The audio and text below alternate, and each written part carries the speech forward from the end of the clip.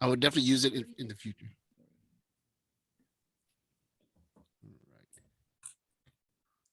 Sound check.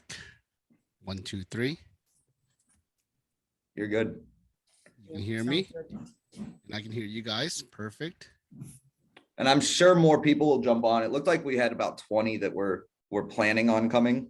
So some of them may just watch on Facebook, but some more may jump onto the Zoom as we get going.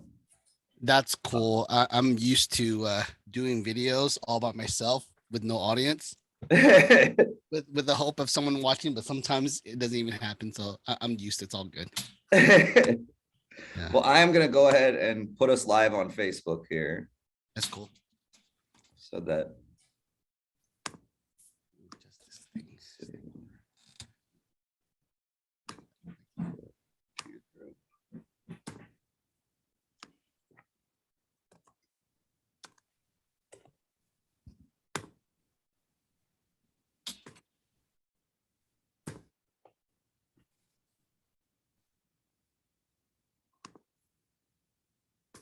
All right. And we are live on Facebook as well. So guys, thanks everybody for kind of tuning in here. I'll tell you how this meeting kind of came about. Larry and I don't know how we met, on Facebook several years ago when I first got into real estate. And he's kind of always been this, I don't think anybody's an expert on social media, but you're the relentless student of social media, right? And anytime I ever had a question, I always went to Larry. And so as we're being inundated and told that if you're not doing video in the next 2 years, you're basically going to be out of social media, right? We've been hearing that you're going to be pushed out. And so as I started looking at, okay, what do I need to do? I reached out to Larry, and then I thought, well, if I'm going to take up Larry's time, we might as well get him on here and let everybody ask questions and then record it so that everybody can kind of hear what we're talking about, get his insight, and go from there. For people that don't know, Larry's a mortgage lender out of Dallas, but you're licensed in how many states? 10 states. 10 states. So if anybody needs help, Larry's awesome. He's not my mortgage lender, so he's not licensed in Missouri. But he is, like I said, he's a relentless student of social media. And he also runs, what's your group? TikTok for real estate agents? I got TikTok for real estate agents. I got Real Estate Robot Army. I got free classes for real estate. I mean, I got a bunch, but the one that we need to talk about the robots one day too. Yes, we'll talk about the robots one day. But yes, we need to do the robot discussion one day too. But so he's always been kind of who I went to ask questions. So I figured as we start talking about doing especially short form video, but video as a whole, we really needed to bring Larry on, pick his brain a little bit and go from there. So Larry, I appreciate you taking your time here. I am far from an expert at doing these interviews, but I did grab a couple questions just so I could start picking at you. First and foremost, if you had to pick a single platform, what platform are you going on? YouTube. YouTube?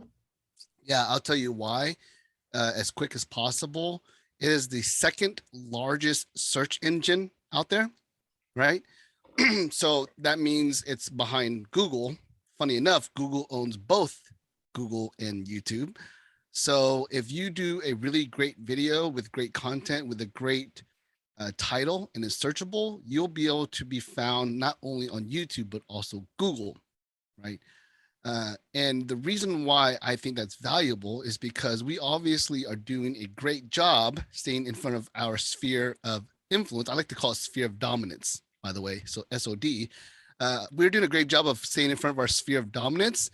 YouTube allows us to grow that sphere in front of people that we may not already be in front of. I mean, they're not in our sphere yet. So it becomes like a spider web that potentially traps the flies that you normally wouldn't have access to if you didn't build the web, right? So not only are you able to capture and grow your sphere of dominance, but you're also able to use the videos on YouTube to send it to whoever. So like, just because I make a YouTube video doesn't mean I can't share to my current clients or share to people that are already in my database. 99% chance they're gonna know what YouTube is, and 99% chance they're not gonna be afraid of YouTube. You know what I'm saying? YouTube is a public platform. You don't have to have a Facebook account. You don't have to have a TikTok account. You don't have to have a Pinterest account. You don't have to have any of those accounts. YouTube is public and anyone can see it. And I don't need an account, a Google account, Gmail account, YouTube account in order to watch that video. So it's not only public, but it's also accessible basically by anybody, right? And they can share that out to people and everybody. I see what you're saying. And so are you using shorts? Are you using YouTube shorts a lot? So it's so funny that this interview landed today. I discovered that my son, who uses my phone to watch YouTube, so my history is all jacked up. It's all like stupid kids videos, right? But my son started recording shorts on my account on my phone. I discovered this yesterday. I'm watching, like he was watching a video, like, where the heck is this video at? It's on his channel, but it's my channel, but it's his channel. The guy has 75 subscribers. He has more subscribers than I do on my personal YouTube account that I'm actually trying to grow. You see what I'm saying? So the kid has like, I don't know how many views, like there's some videos with like thousands of views. He has 75 subscribers. He's only been doing it for 10 days or something like that. So the answer is technically yes, I do have YouTube shorts, but they're not mine. They're my 5-year-old son who's nonverbal. He doesn't speak at all, but he apparently has more subscribers than I do on his my YouTube shorts channel. That's really funny. Yeah. Because I mean, shorts is similar to a TikTok video, right? I mean, is the idea? I believe it's targeting the same demographics of people who are wanting short form, mostly entertaining content, but there is educational content, possibly inspirational content, right? But mostly entertaining. And when I'm saying entertaining, you want to sit there and watch for 15 seconds and not get anything out of it except for entertainment value, right? That's why I think shorts, oddly enough, is very popular amongst children. When I say children, I'm talking about like 10-year-olds and younger, okay? I don't think it has the same kind of audience as TikTok, where TikTok, there's a lot of like, I would say younger people, but they're intentional. They know what they're doing. They're trying to get clout. They're trying to get famous, whatever you want to call it, right? It's like Instagram, but video wise, right? Shorts, it's like, I mean, I see people flushing crap down the toilet, and that's entertaining to someone. I see someone eating like a lollipop, and that's entertaining to someone, right? So it's weird. It's the same type of video, but I think it's a different kind of audience, or at least that's what happened. I don't know if they intended that, but that's what happened. So let me grab, actually, I have my questions right here that I pulled up. If you could only do one thing every day as far as video, right? Because I'm told you have to do video every day. If there was one thing and you could only do one thing video wise, what would it be? Just make YouTube videos. I would literally just make YouTube videos every single day. Yeah. That's literally what I'm driving towards right now. What I'm trying to do with my business right now is I'm trying to set everything on autopilot, or everything sort of like leveraged, right? So I have a team. In terms of my mortgage business, I have a team that handles literally most of my business, sometimes all the way up front to not the contract, the application stage, right? So I, of course, speak to the client. We kind of strategize based on what I think they're trying to accomplish in terms of financial goals. And I try to give them what I believe is the next step and what they need to expect and what they might be able to achieve financially, right? Okay. And then they apply, and then literally I have a system that kind of takes care of it from there, right? Now, sometimes I need to get involved in the application process. Sometimes I need to get involved in the contract and processing stage, right? But for the most part, I try to hire people that are smarter than me, who are more capable than me, who don't like to do marketing, who can't market, who don't want to be in sales, who don't want to talk to clients. They want to do the mortgage side. I hire people like that, or I team up with people like that to handle that part. That way I can focus on growing our business, right? Because obviously I pay their paychecks, right? Like, meaning my business is what writes the checks for their salaries, okay? So I'm constantly trying to grow the business. So I'm trying to set it up so that I can go out and just grab business constantly. And the way I do that is through marketing.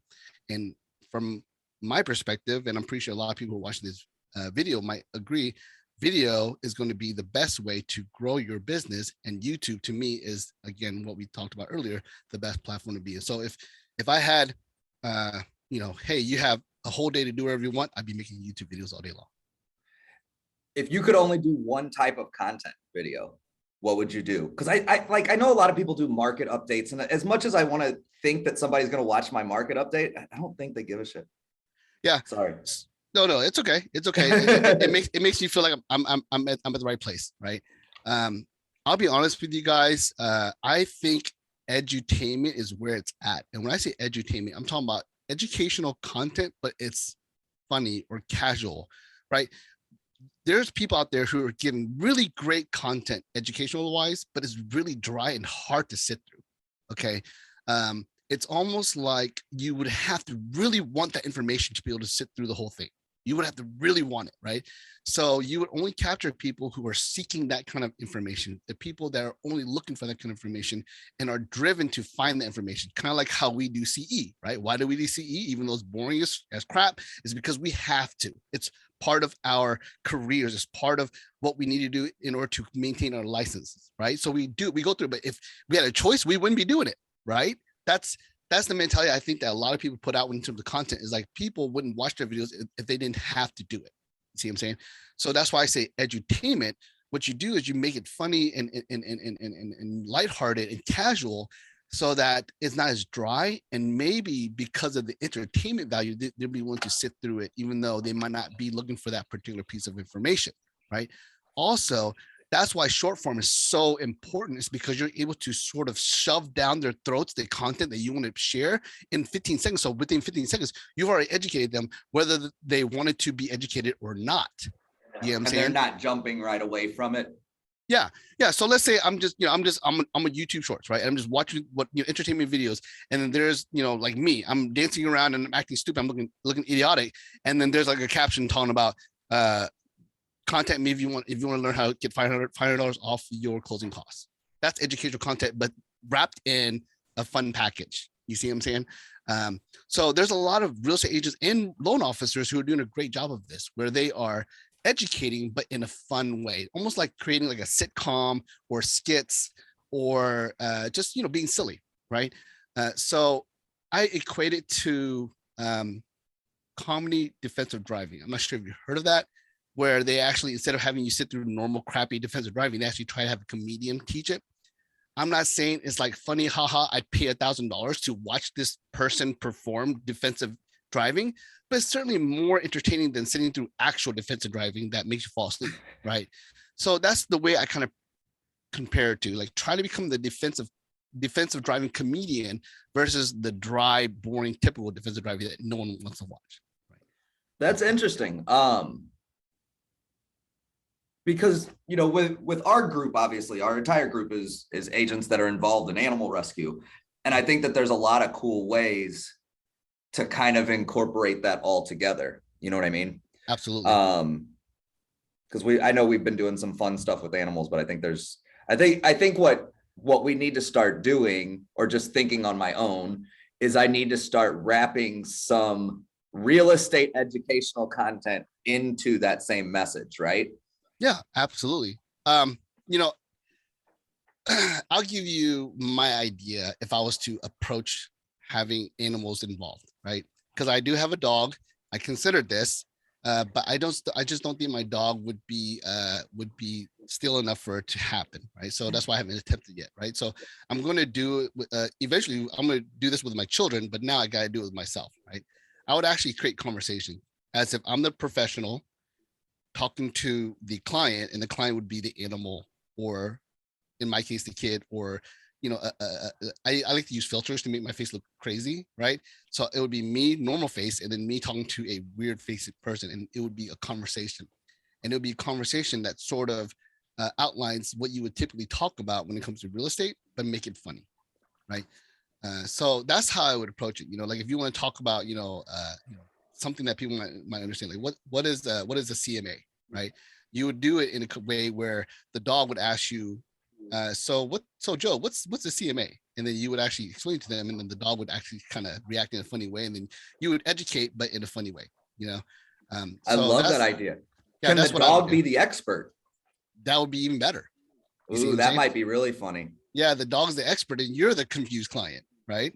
So yeah, I mean, either way. But in my case, I would never have the funny face person be the expert because I don't want that person to be more popular as a loan officer than me, right? I want people to think, oh, Larry, the best loan officer, the smartest loan officer, the funniest loan officer is Larry, not Larry's avatar. Right. And if you're going to, let me just make sure.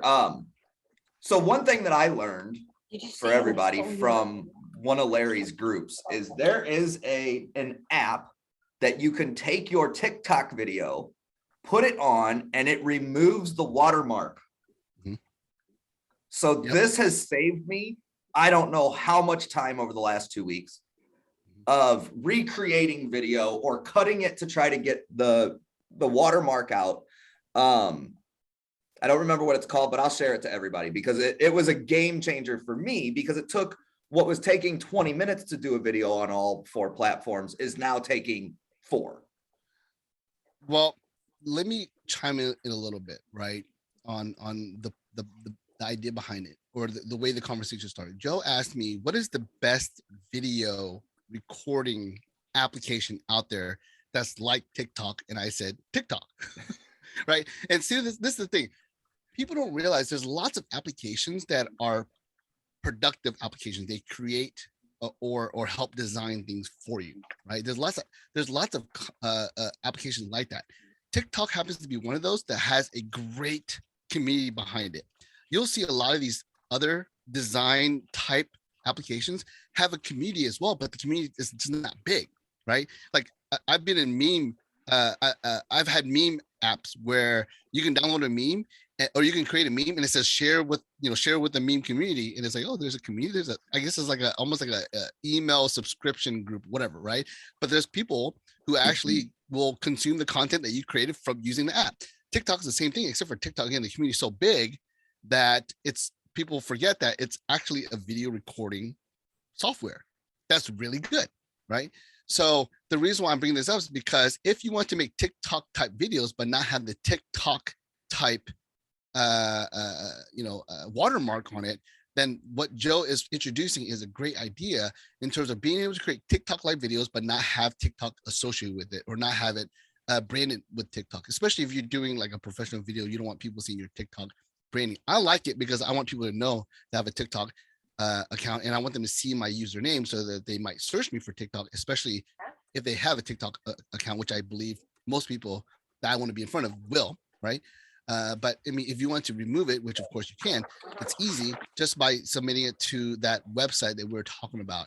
And actually, while we're talking, I'm trying to find that website for you guys.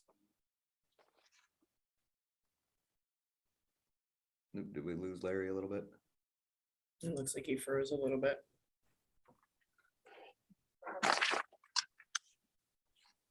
First featured post, but it's literally a website where you put the URL or you copy the link and put it in there, and it will download the non watermark version, which I use for Reels and Facebook Reels. So yeah. So is there still a Hold on a good minute. reason to remove that watermark? I mean, when I first started doing it, I heard that, hey, you want to remove it because Facebook, YouTube don't give you the same, I guess, recognition, right? I'm gonna say yes. Is that still the consensus, or is it who cares? I'm gonna say real quickly, the answer is yes. It sounded like someone had a question or something like that. I'm not sure. If you have a question, go ahead and unmute. That's fine. Or put in the chat. But if you don't have a question, I'm gonna continue answering Joe's question. So I was told that as well. And this is the thing that I noticed about Reels, Instagram, and Facebook. A lot of people repurpose TikTok content on Reels. A lot of people use TikTok content and put it on their Instagram or their Facebook, and you'll see the watermark, right? So you think to yourselves, well, that's kind of lame or kind of stupid. They stole someone else's TikTok and put it on their Instagram Reels.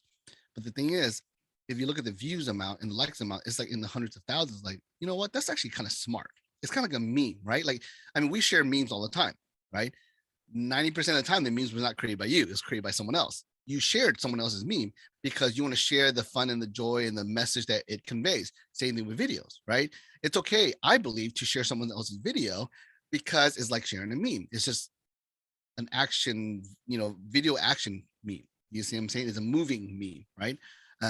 So I started doing that and it actually works. Like it gets a lot of different extra views and people actually will start following you just because of that, right? Now, the reason I'm bringing this up is because I don't know if I have the right videos that will be so good, it doesn't matter if there is a TikTok watermark on it. So I remove it just in case because of what you said, Joe, right? I removed it just in case Facebook does see it and squelches it, right? Or Facebook sees it and decides, well, this is obviously repurposed from TikTok, who is our competition. Funny enough, they're the ones, that's where Facebook. Oop, did we lose Larry again?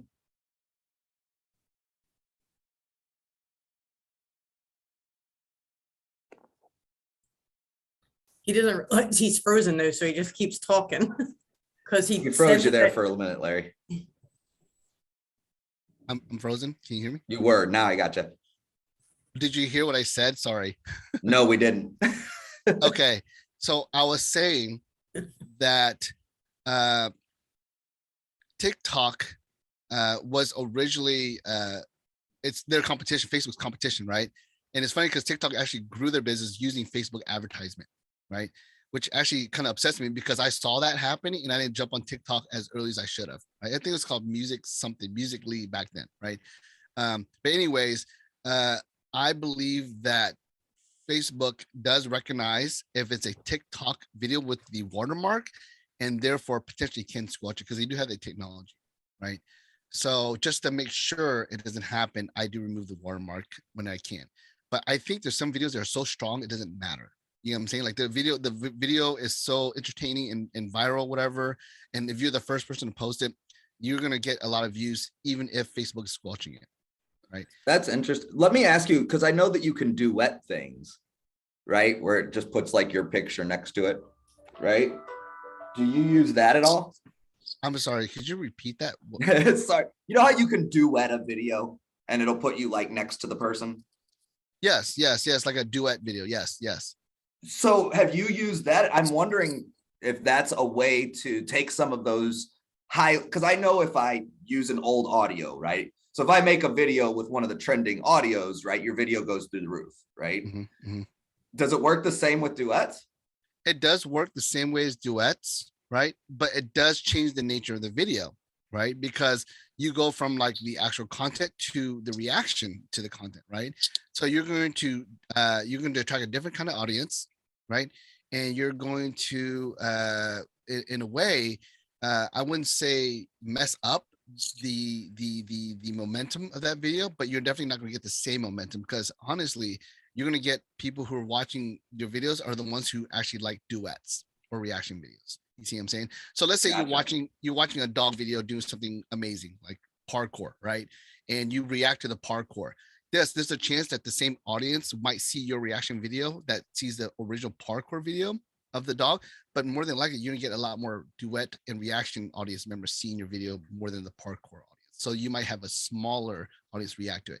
Now, I'm not saying that it won't happen, but it won't be as strong because you're kind of dividing the algorithmic targets that YouTube or Facebook or TikTok is trying to get in front of, right? They're like, wait a minute, is this a parkour video or is this a reaction video? Well, I guess we kind of have to just throw it at both and see what happens, So, Gotcha. yeah, I think that's what would happen if you So did. I have a question for Larry. Sure. So What's up, Larry, Beverly? you said on the YouTube videos, like what would be a good length on a YouTube video that you don't lose your audience, but you have enough time to get some content across? I'm sorry. I need you to ask that question again. I'm sorry, Beverly. Okay, on the YouTube videos, like what would be a good length for the video that would keep the audience engaged, but not and allow us enough time to get our content across without losing the audience? Like I hate watching like a 30-minute like YouTube video. I Yes. usually have the attention span of a 5-year-old, so TikTok works well for me. So there is a rule of thumb out there. I don't know the exact number, right? But I think it was in the neighborhood of like 10 to 15 minutes, Okay. Again, and you know what? I'm actually wanting to know that for sure. So it's a great question, Beverly. So we'll link up in the group and we'll talk about that even further and make sure that we have the actual answer. But I think the rule of thumb is 10 to 15 minutes, and you want to have at least 40% watch time. Okay. So what I mean by that is if you have a 10-minute video, you want at least 4 minutes of it watched, or that video is not going to do very well. Okay. Which also affects your channel. Okay. So that's why it's so important to really have like striking content in the beginning that doesn't get people to click away, especially in the first 10 seconds, obviously, right? I think once someone watches a video after like a minute and a half, they're kind of invested, right? And they're probably not going to opt out unless they have to, like they have work or a phone call or whatever. Children kind of appears, right? Then they'll have to get out. But if they're actually like trying to consume content, if they're there for a couple of minutes, I think they're pretty invested. And as long as you get to that 4 or 5 minute mark, you should be okay. So you're going to get rewarded for it, right? The opposite would happen if you get clicked out before the 4 minutes. So you have to take that in consideration. There's a lot of tools out there like TubeBuddy and such where you can download and it actually tells you or gives you analytics on when your videos are most watched, when do they usually come out, like they opt out or they click out of the video, and that can help you with your analytics and know how to edit your videos. Now that's really advanced stuff, Beverly, like trying to figure out how I'm going to edit my video so I get the maximum view time. That's really advanced stuff. I actually try to focus more on having a great video with a great title and just pray that people watch it. Right. But there are people out there, Beverly, who are literally intentionally planning out every single 30 seconds of their video so that it maximizes that. I'm not that advanced yet, but there's probably editors out there, YouTube editors who are built to build YouTube videos that way. And you probably could hire them to help you with that kind of stuff. So basically what I'm saying is like people who are surgically designed videos for YouTube optimization. I'm not at that point yet. I haven't even done a video yet, Larry, so you're way ahead of me because every time I do one, I think I look horrible and I'm like, no one's going to watch this. I look ridiculous. I sound crazy. You know, and I was hoping someone would say that today, Joe. I was hoping someone would be like, I haven't done video yet. I'm hesitant. I'm worried. I'm afraid about being judged, or I don't think people will like it. This is the thing, Beverly. Okay. There's only one Beverly, right? There's only one Beverly out there. Okay. And if you're able to do business in real life, that means if you are selling houses for clients, if you are able to talk to someone who's a stranger and convert them into a client, then you have what it takes to win on video. Okay. Because you're going to put yourself out there, and every single time you make a video, this is the way I want. And I was trying to find like a really quick takeaway to make it so that whoever watches this call wants to do video. Every single time you do a video, Beverly, it's almost like you are cloning yourself. You're hiring a salesperson for yourself. Okay. And what you did was you hired that person to sell for you for 5 minutes, 10 minutes, whatever. So every single time you make a video, you're doing that. And every single time it gets viewed, that person is getting cloned over and over and over and over. That's why I call it the real estate robot army. My brand, the reason I call it real estate robot army, because what you're trying to do is you're trying to create a robot army of yourself. Okay. So every single time someone watches my video, that's me selling myself, but I'm not even doing it. My video is doing it for me. That's the ultimate leverage. Okay. So the bottom line, Beverly, is you are literally. Oh, we froze.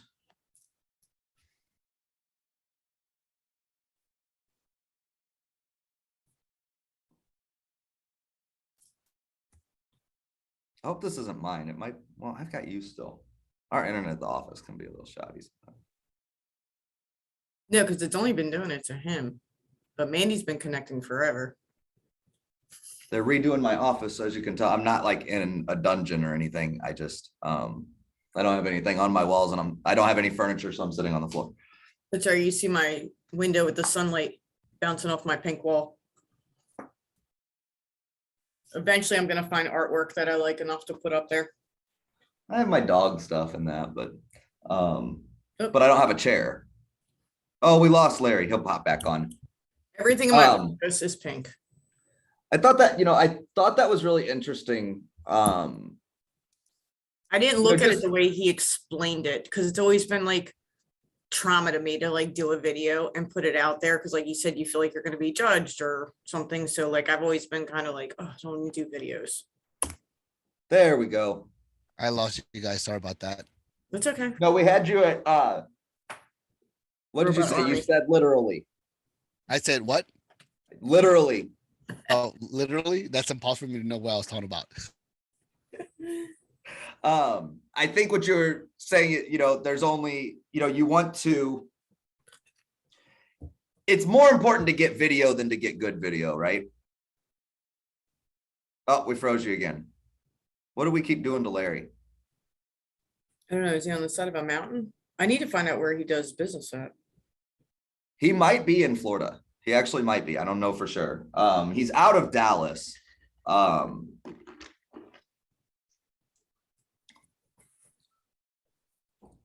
Did we get you back, Larry? Oh, now we lost Larry and somebody. I thought that was really interesting, though, what he was saying. That you're cloning yourself, right? You're basically recreating yourself over and over again. And I'm horrible. I need to be doing YouTube. That's the one that I don't do enough of, right? Well, the rescues do like Instagram, Facebook, and like now they're starting TikTok. But I almost will bet that my rescue is not on YouTube. And I was telling her about this today because yes, it makes it easier for us to share it. And one of the things that that people don't get about the way Google and YouTube work versus the way Facebook works, right? Facebook is in essence a television, right? You're watching stuff and you're getting interrupted with advertising, right? It's interruption advertising. Where Google and YouTube are in essence the yellow pages. People are searching for information and finding you, right? So the intent is much better. It's the same as like if you're doing pay-per-click ads versus doing Facebook ads. Pay-per-click is much, much better conversion rate because those people are looking for you. They're not just, they're not just being interrupted while they're looking at their friend's dog picture, right? Right. But yeah, what you were saying, Larry, was, once you're recreating yourself, right? You're cloning yourself. And then you're not training people, right? So you're not training somebody to do what you do. You're really just making yourself and sending it out, right? Yes. Yes. And just so you know, I connected myself to my hotspot to make sure I don't get any more disconnections. So if it's weird and slow, it's because I'm on my phone's internet connection. I have like 3 boys and my wife. She's on. There's a chance that they might be killing the internet. So sorry about that. But yes, you are leveraging yourself, right? This is again.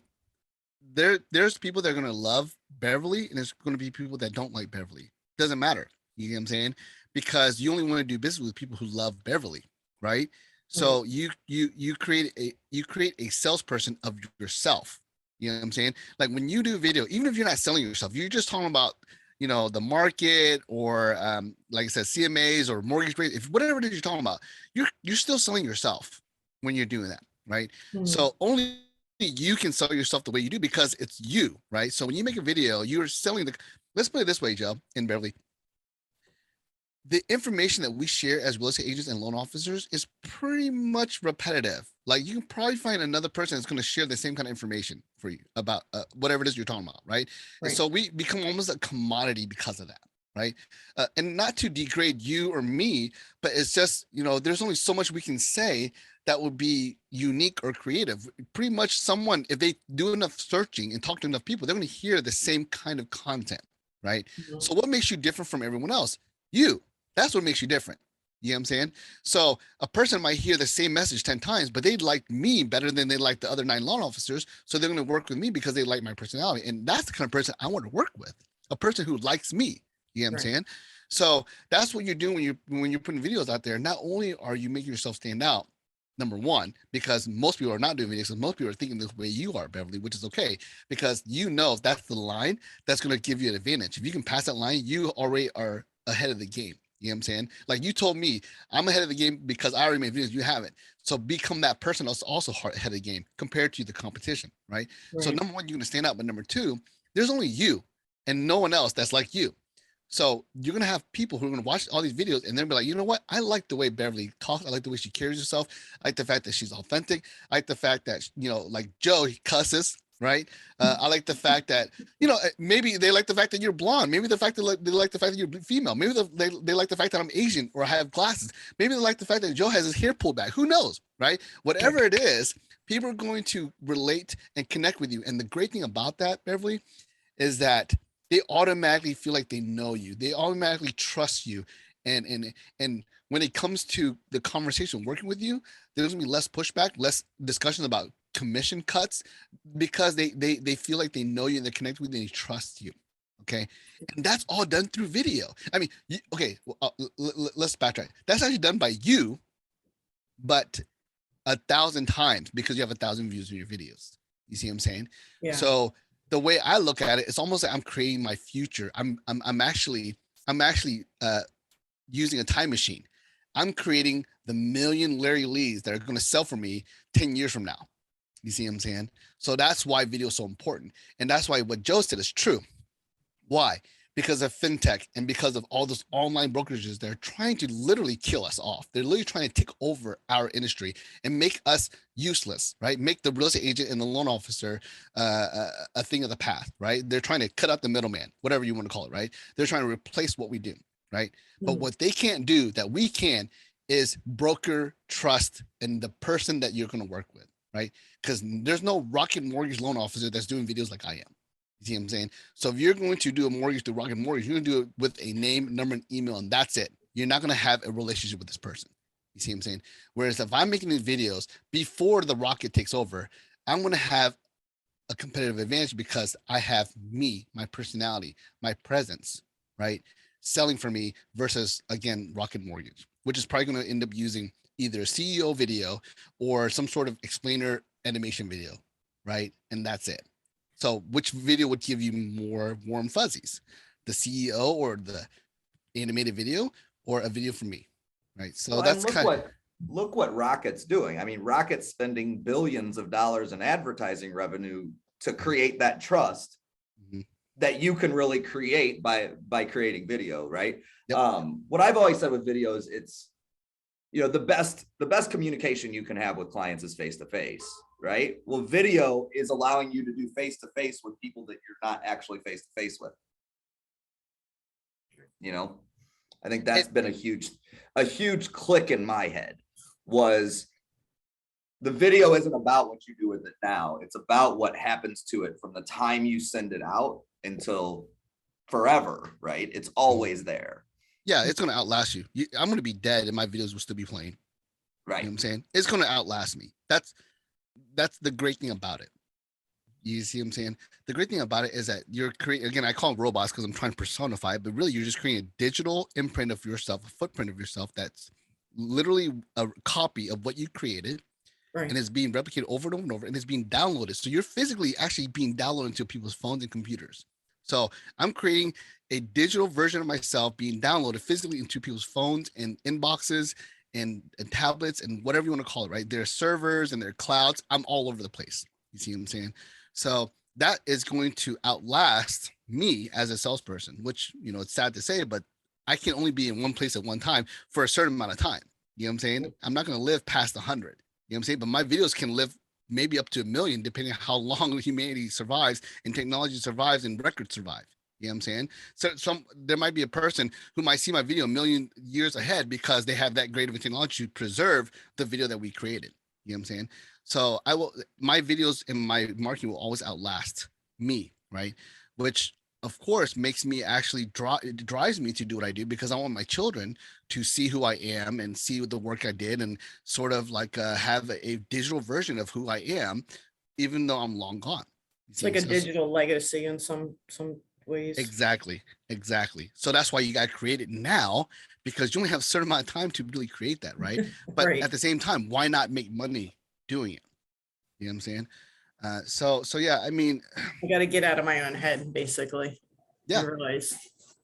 Yes, absolutely. And again, Joe hit the nail on the head when he said that the Rocket is trying to create all this trust with all this marketing that they're doing, right? And they're spending millions of dollars of doing it. But there's no way that they can broker the trust that you can to your sphere of dominance. Okay. Like when I was first growing up in this business, I had a branch manager who was a coach as well. He said something that always stuck with me, which kind of inspired what I did. He said, you can't beat the rocket on the internet, but you can damn sure beat the rocket in your own backyard. Okay. And what I took from that is that as long as I do what the rocket is doing, but for my sphere, for my neighborhood, for my niche, the rocket cannot beat me. You know what I'm saying? Because people will see me as a person, as someone they trust, as someone that they know. The rocket is always going to be a huge corporation. You see what I'm saying? And the only reason why people use the rocket is they don't have a guy. And that's one of the things I talk about in my coaching. If someone in my market uses the rocket, we as a real estate and mortgage community failed, because everyone in my market should have a guy or a gal, a real estate guy, a mortgage guy, a real estate gal, or a mortgage gal or mortgage guy. They should always have a guy, right? If someone uses rockets, they don't have a guy, they don't have a connection, they don't have a real estate person or a mortgage person. That's wrong. You know what I'm saying? Especially in my market. I'm in Dallas-Fort Worth area. So every single person in this city should have a connection that's a real estate agent or a loan officer, period. Right? But if they use the rocket, we failed. We screwed up. Okay. And that's one of the reasons why I'm so driven about marketing, branding, and using videos, Beverly, is that I believe that no one can do what I do better than me. I believe that, right? And I firmly push that sort of standard when I talk to my clients and work with them. So I believe it's a huge failure if someone I know didn't use me, especially if they use someone else that's the internet related, right? I did a disservice to them because now they're working with an inferior product, an inferior salesperson, an inferior loan officer or real estate agent. They're working with someone who is not as good as me because I failed in my marketing. You know what I'm saying? So to me, it is my duty to get my name out there and to get everyone to know that I'm your guy. So don't look at the rocket, look at me, because if you do use the rocket, you're gonna get screwed over because you're gonna get less quality of service. So not only am I doing it to make money, but I'm doing it because I think it's almost like my sense of duty to keep these people from getting screwed over by people who provide less than quality service. So it's your duty. There's something that you said there, Larry, that really hit me because, for all of us in the group, my community is not necessarily geographic based, right? It's the animal rescue community. It's so while the way St. Louis is set up, most people work 1 or 2 counties. I work 6 different counties because it's my rescue people, right? And so I think one thing that's hard is making sure that we're letting that community know what we do without it sounding like we're marketing, right? Yeah. Or I think video could do that for us, right? It could allow us to share some things with people that doesn't sound salesy, that reminds people that that's what we do. So that, because to me, nobody within the rescues that I work with should ever go to Rocket, right? Right. But the only way that they're not going to do that is if I'm telling them what I do. Yes. Yeah. Right? If you don't tell people what you do, you're screwing yourself over, but you're also screwing your sphere over. Because again, how many times you heard that people say, "Oh, I forgot that you're in real estate," or "I forgot that you're a mortgage lender"? Why? Because the person just did a bad job of marketing it. I mean, I'll put it this way. And I'm still not perfect on this, but I guarantee you a large portion of my Facebook friends know I am in the mortgage business. I guarantee you, right? And I'm not shy about it, right? And this is the thing. It's not about selling and marketing. It's about living life as Larry, the mortgage guy. This is my life. My life is messy. I have children that like pisses on the floor, right?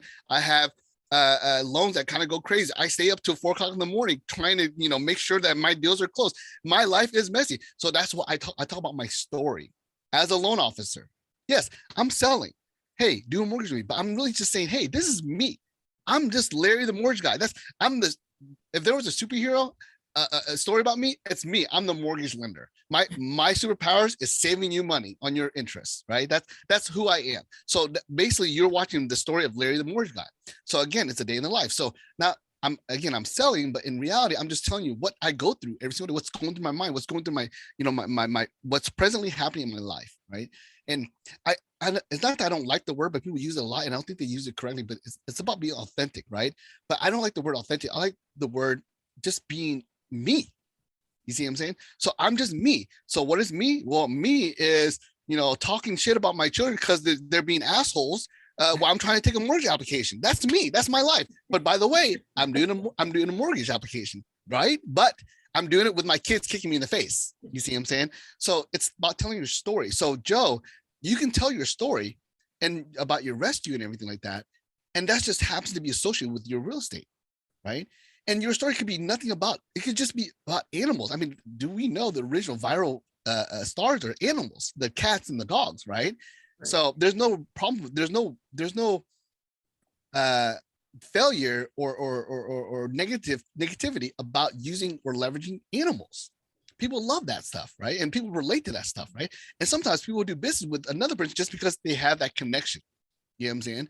So there's nothing wrong, and you're just telling your story as a animal rescuer, which happens to be related to real estate. That makes me laugh so hard, Larry, because every time that I'm either on the phone with my coach or I work from home and that person you've been waiting to have calls, my pit decides that that's the time he needs to whine the most and be like right next to me, under me. And I'm trying to shush him away. Or that's when he decides to bark at like the lawn guy. And it sounds like it echoes through my house. You need to video that though. You picking up the phone and your dog starting to bark. That's your that story. Would be funny. Like that's who. Yeah. So ridiculous how mad he gets if I come through the door and I'm on the phone and he comes to see me, but I don't acknowledge him. And he will turn around and go back and lay on his bed. And then when I get off the phone and I want him to come see me, he looks at me like, F you. I'm not doing it. That's a TikTok video right there, dude. That's a great TikTok video right there. Like the life of a dog owner and real estate agent, whatever, and just record that shit. And I'm telling you, you could probably make 20 videos like that. It'll be entertaining enough for people to want to do business. The life of a real estate agent's dog. Yes. That's what you need to do. Yes. You come home, the dog goes to go out. You don't let it out. So it goes and lays back down. It's always looking at an empty food bowl. Oh my gosh. That would be hilarious. He likes to sit on my computer. If I have to do work on, and I'm sitting on the couch, he'll back up and try to sit on my computer because I'm not paying attention to him. Yeah. Oh my gosh. We're making this, Beverly. We could have so much fun with that. See, that's what I'm saying. You already have the content. See, it was funny because I actually posted one of those stupid posts about like me deleting people from my friends list, right? And I said something like, my app tells me out of 4,000 of you guys are not engaging in my content, so you guys are marked for deletion. Not trying to be mean, it's just what my system says. And a person literally commented, I think you need more content. We all know you have a wife that has an amazing cook. We know your kids, like to destroy things. And we know that you're a social loan officer. Maybe you need more content, right? So he basically like summed me up in like one comment, right? and I was like, yeah, but the thing is, like, my shit that's my life. I'm just talking about the same thing over and over, but it's like different versions, right? So like Joe was saying, you are a dog, a dog owner, a rescue dog owner. That's a real estate agent. Okay, that sums you up. But then if you tell the story, if you give the clips, people are gonna watch and they're gonna relate to that shit. Right? There's gonna be someone that's gonna watch that video. It's like, that's exactly what happens to me, but they're not a real estate agent. They might be, I don't know, a teacher or something like that, right? But because they relate to that, they automatically want to subscribe to you. They want to be more engaged with you, and they think that because you know the struggle, they're gonna trust you more, and therefore be willing to do more business with you. Yeah.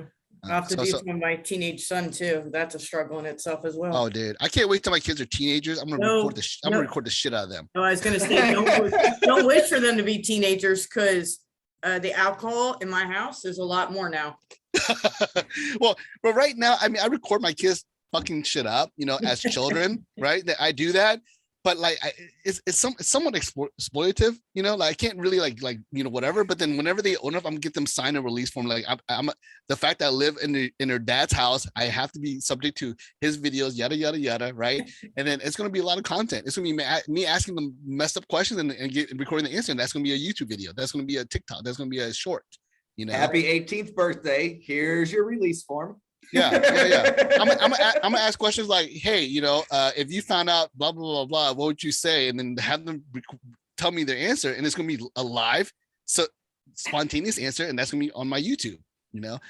So yeah, I can't wait. To me, life is content, right? Life is tell your story. When they say tell your story, like literally, you don't have to make shit up. Just record what's going on, right?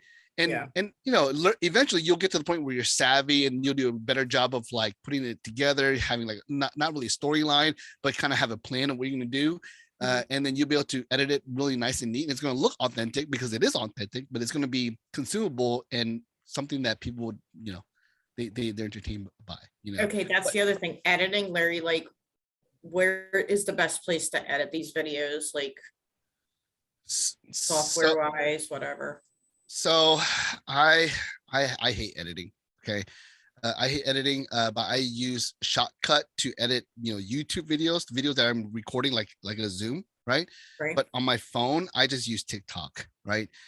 Now, of course, if you want to do more, there's another app on your phone that you can download that I actually pay for. Funny enough, I don't pay for anything, but I pay for that. But it is called. Let me see here. I have it. It is. Did I do? Oh, it's called InShot, InShot, which is pretty good. It allows you to like speed up the video, cut the video. You can add like different clips together. I don't know if Joe, have you ever seen my videos where like it's like 3 people singing. Like I have like 3 people lip syncing, right? It's like fake. Yeah. It's like what I do is I make one video of me in this angle, and then I make another video of me in another angle, and then another video of me in the angle, and I just cut it together, right?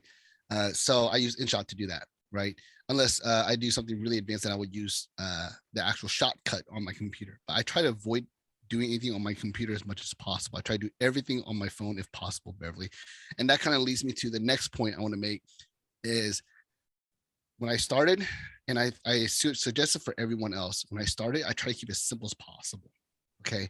I try not to make it too hard or too much of a task or too complex. So I stuck with TikTok first because TikTok has their own editing, and TikTok has it so that they forgive shitty editing, because that's what TikTok's about, right? TikTok's about shitty editing. There's no like actual professional quality value to these videos. Okay. Everyone uses a ring light. Sometimes the ring light's horrible, but it's good enough, right? And like if you watch these videos, I told you my son, he has 75 subscribers and his editing sucks ass. There's no rhyme or reason. I'm watching, I'm like, I don't know how I can say entertained, but it's entertaining. Right. And it's because of the way it's edited in his perspective, because you're watching this from a 5-year-old, and the shit's like turned upside down, and it's like from an angle, you see his toe in the middle of the shot, it's hilarious, but it's not high quality editing at all. And again, he has thousands of views on that shit, right? So I think you just keep it simple, and then eventually you'll start adding things to your mix, right? You'll start adding more arrows to the quiver. You'll start I want to do this now, because you get addicted to it. Like you make a video and it's great, and then you get a lot of comments like, man, I want to do more like this. And then it's gonna motivate you to make it more complex. It's gonna motivate you to invest more time and energy and mental bandwidth to grow your editing. But for now, just keep it simple. But those are the 2 apps I use: Shotcut and InShot. Shotcut is free, right? So you don't have to pay for that shit. And right. InShot I actually pay for a little bit, but it's worth it because it's really simple to use. I think there's also a free version of InShot too, isn't there? Maybe, I don't know. It has a very simplistic. I think there is. If there was, I paid for it a long time ago. I don't remember, but it's like gotcha. It's like $5 a month or less, $2 a month or something like that. It's totally worth. It's totally worth it. Looking through my questions, what else did I have? I do want to say, just so you guys know, I'm a lender, right? But I'm also a social media coach, whatever you want to call it. I run my ad agency. I'm willing to help anybody, loan officer, real estate agent, doesn't matter what state, whatever. You don't even have to be a real estate agent. You don't have to be a loan officer. Like my real estate robot army, I let anyone in unless they're a marketer trying to sell something, right? I don't let spammers in, right? But yeah, if you have any questions, you always reach out to me. It doesn't matter. I'm licensed in 10 states. What states are those, Larry? Oh man, I never memorized this crap. Are you in Florida? Yes, I'm in Florida. But yeah, the reason I'm bringing that up is because if some people want to collaborate, I'm cool with that too. I think that's fun, and so if you want to collaborate and we're licensed together, then or licensed in the same state, whatever, then that can be something less legitimate, but I've done videos with people that I'm not in the same state and nothing has happened yet, so I think it's okay as long as I don't quote a rate or something. Yeah. Well, we should chat bots sometime too, man, because I Yeah, know you've been doing that for a while. yeah, and I can give you a quick overarching answer to that, so that maybe if people are interested, they can always reach out, or we can talk about in the group. My social media automation robot army thing is really just about trying to leverage and use technology to make lives easier, right? So there's the organic side, which is what we're talking about right now. Like video and posting videos and making videos is the organic marketing side that everyone needs to be doing, period, right? Mhm. The automation is just about making life easier. So for example, I use StreamYard, which if you guys never heard of it, then I'm glad we're talking about it, because StreamYard is it's a platform that allows you to create a video, and you can actually click different places to share it to, right? So you can click it to share it to LinkedIn, you can click it to share it to, so you know how like Joe, we're like on Zoom, but you're streaming it to Facebook, right? StreamYard does the same thing, but allows you to select like 3-4 different things at the same time. I have the paid version, so I can select 8, right? So I'll tell you what those 8 are. It's my Facebook page for my mortgage business, is my Facebook page for my marketing business. It's 2 or 3 groups on Facebook. It's LinkedIn, it's YouTube, sometimes 2 YouTube channels. So I'm like, I have like 8 channels I'm sharing to, and they're all different platforms, making one video at the same time. Okay. To me, that's pure leverage, right? That's automation, right? Instead of me taking this video, Joe, and then sharing it after the fact, or downloading it and then editing it and uploading to different platforms, I'm doing it all live. So 8 different places have my video, and it's actually native in that particular place I'm sharing it to. So it's not like me recording on my timeline and then sharing it to my page. No, my page has its own version, its own live. You see what I'm saying? So it's natively. Does it share to Reels? No, Reels, it doesn't allow you. If it does, I don't know yet. I don't know yet if it does. But the reason I'm bringing up StreamYard is because StreamYard allows me to share to different pages and groups. And then in my group, or in my page, I actually have Zapier. If you guys haven't heard of it, you need to look it up. Zapier. I make it so that if a video or anything is posted on that page, it will share to like 10 different places, to other groups, other pages, whatever. So literally, when I do one live stream, I'm getting shared like 30 times. That's cool. That's the robot army. That's the bot thing that I talk about. So not only are you creating content, but you're creating delivery, distribution, right? Which of course, if you ever followed Gary Vee is all the way he actually kind of breaks down social media is not only creating content, but it's also distribution. Where are you distributing your content, right? So it's kind of like both of them put together. So yeah. Larry, man, I really appreciate your time today, bro. I do too. Thank you. We're gonna have to do this again here in a couple months, man, and talk more about. We'll talk more about bots, and then I'm sure we're gonna have a bunch of questions after everybody starts playing around. You know what I mean? I have some new content ideas too, and I always appreciate that. So yeah, of course. If I was to give any advice before we get off, I would say jump on TikTok. And just make videos. You don't have to share it. You can also make a draft, or you can share it privately, and just to kind of get used to it, right? And then if you like the video, you like the content, you can make it live. It also allows you to download it, right? Now, this is the thing I love about TikTok, Joe, is I am able to create the video. It downloads it automatically, but I can actually share it automatically as well, but it downloads automatically. And then I'll upload to my Facebook. Then I upload to my Facebook stories, right? So I make one video, I share to 3 different places already, right? I also make it so it shares to Snapchat automatically. So that's 4 places I'm sharing it to, right? And then I do the whole, get the link, put it into the video downloader, get the non-watermark version, I download that, right? I upload that to Reels. Now upload, that's Instagram Reels and Facebook Reels, right? So 4 different places, one video. You know what I'm saying? I don't think there's anything wrong with that, especially if you think the video is good. You know what I'm saying? Yeah. So that's the reason why I download TikTok, just so you guys know. Okay. To me, I was like, oh, great, another platform, blah, blah, blah, blah. It's gonna be like Pinterest, where I'm gonna put a lot of time into it, and nothing's gonna really happen out of it. And Pinterest still gives me some help, but not as much as like TikTok and YouTube, right? But I looked at it as like just another platform that I need to sign up for, but I'm not gonna really be interested in, right? But when I found out that TikTok allows you to share to different platforms and automatically downloads, it makes it easier for me to basically repurpose my content. I'm like, done. So instead of me making videos, however, on my phone, I'm gonna make it through TikTok, because it shares it to the community, and then I can download it. And then I like the fact that it has a watermark, because now I'm advertising myself. right? So I Yeah. upload my TikTok video to my Facebook. So anyone who has TikTok sees my Facebook, they're gonna be like, oh, Larry the Mortgage Guy, and then they end up following me. I've had many people tell me, yeah, I followed you because I saw your TikTok on Facebook, right? So my advice So to you you is just share to your download TikToks to Facebook instead of your reels to Facebook. What I do, yes, you do what I reels, but when you're sharing to a page or a group, you share from TikTok. For my personal timeline, I share my TikTok Okay. watermark version, because I want people to know that it's a TikTok video. It's if you notice me, Joe, and Beverly, if you ever follow me, you might see this too. I have very consistent content. Every single morning, I either bitch about something, meaning I don't want to wake up, or I had a weird dream, whatever. So I'm always bitch about. It's the opposite of motivation content, because I actually coach people. I recommend creating inspirational or motivational content in the beginning, but I do the exact opposite. Right? Mine's always bitching, complaining, or having weird thoughts or whatever, or talking shit about last night. Right?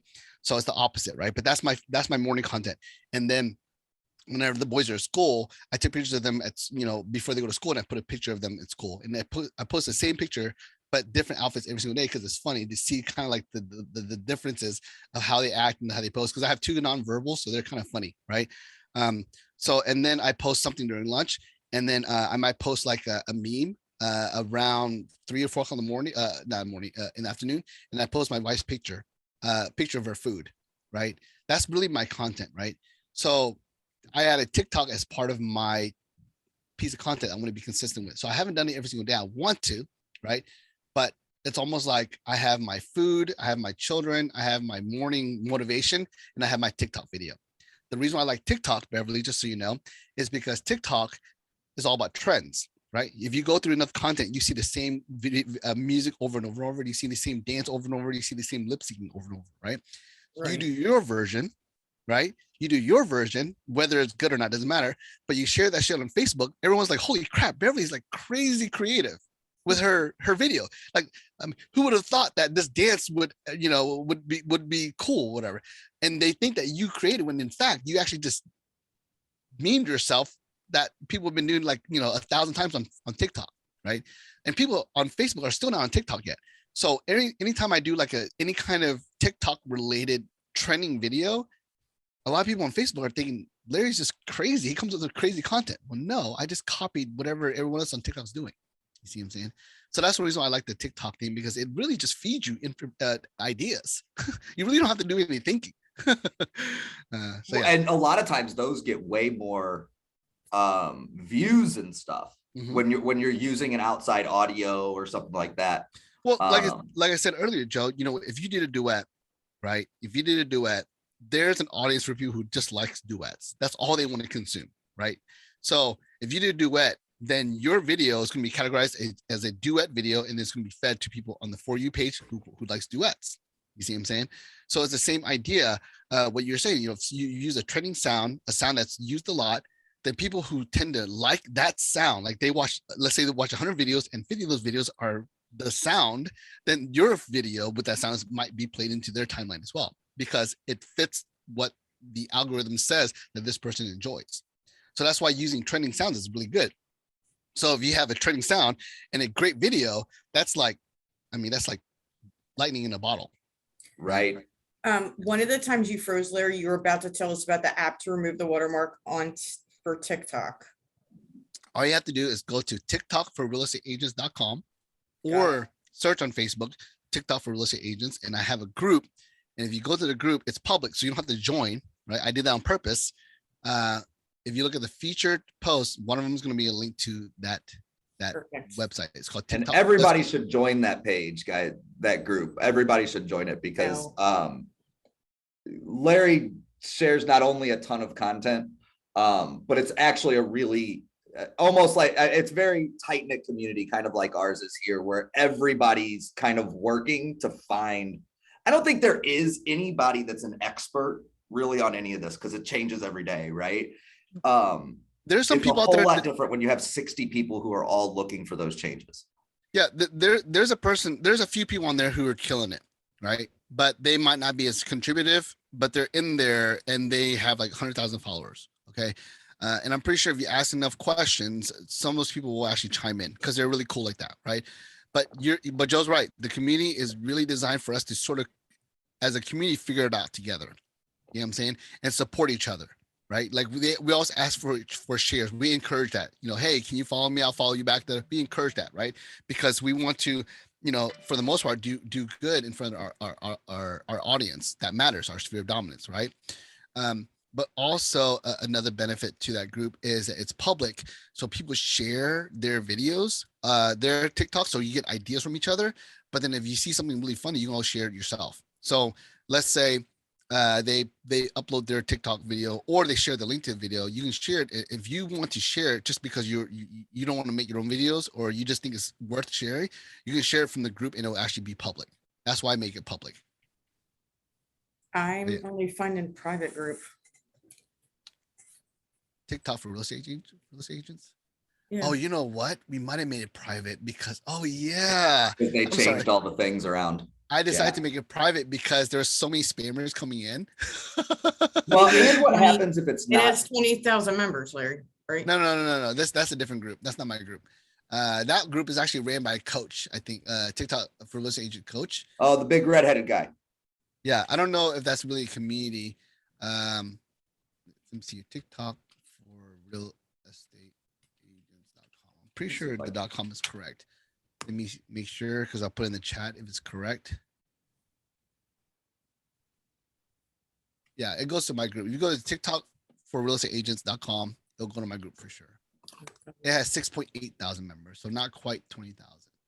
But there's no coach. There's no one selling anything. There's no like, you know, I mean, I talk about the most that I do that might be kind of spammy is I actually try to invite people to my classes, because I do like real estate roundtable, which is actually a discussion kind of like this, and I do classes where I teach social media and I teach about mortgage loans, whatever. But that's something that I've always done since day one, and people are still growing, and a lot of people join my classes from the TikTok group. That's why I still do it. But I'm not selling anything. I'm not teaching anything. I try to find cool content. If I see like a video that's really cool, that's helpful in terms of social media or TikTok, I'll upload it and I'll share it. But I'm not a coach myself when it comes to TikTok. So I just shared it into the event too, so that everybody can kind of see what it is. But everybody should join that, because it's a really good community, and he shares a ton of information, and everybody there is pretty open about sharing what's working and what's not. And you know, if there's anything we know in real estate, it's, you know, we're better at numbers than we are on our own. So let me look and see if there's anything else that I had for Larry. Like I said, I did make it private recently. I forgot because of the spammers. Spammers are really bad. Like, they're actually hurting people. Like, they're charging people for stuff that they're not performing or producing. So that's why I made it private. So sorry about that. But that's one reason why I made it private. But yeah, hopefully with the new moderators, we have a few, they'll keep that clean. We try not to share listings or anything like that. So if you see a listing on there, it's not supposed to be there. It's probably supposed to be deleted, which I see a few. So I'm a little behind. But yeah, it's not there to market yourself or market your listings. It's there to talk about TikTok, and, you know, it doesn't have to be TikTok related. It could be anything related, as long as it's helpful to the community. But yeah, I mean, if there's no other questions, I mean, You have to get back to work. Like well, the rest of us. I actually got a client that's I'm 8 minutes for late to a conversation, but it's a credit consultation, so they're not in any rush in terms of buying a house or getting approved. So it's not that I'm negating the importance of that, but they're not going to die if I'm like 10 minutes late, you know? Right. Well, I think I really appreciate it, Larry. This was really helpful, I think, for everybody. And I think we'll try to bring you on again and just talk about a little bit more of the, maybe talk some of these things in depth individually instead of this, you know, bigger overview. Maybe we can dig in, because I'd love to talk. I'd love to pick your brain. The one thing, and this is horrible, the one thing that I don't do is YouTube. And it's the one thing that I should be doing, right? So I appreciate your time, man. I'm sure we will talk soon, because it seems like we do fairly regularly.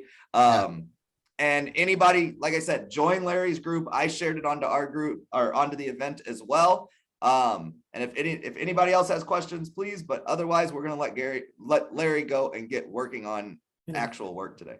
Thanks, yeah. Larry. I appreciate it. No, it was fun, guys. Yeah, just let me know if you have any questions. I love real estate agents. You guys are my favorite people. So you reach out and I love to make new friends. I'll talk to you guys later. All right. Awesome. Take Thanks, care. Larry. Bye. Later, guys. Bye.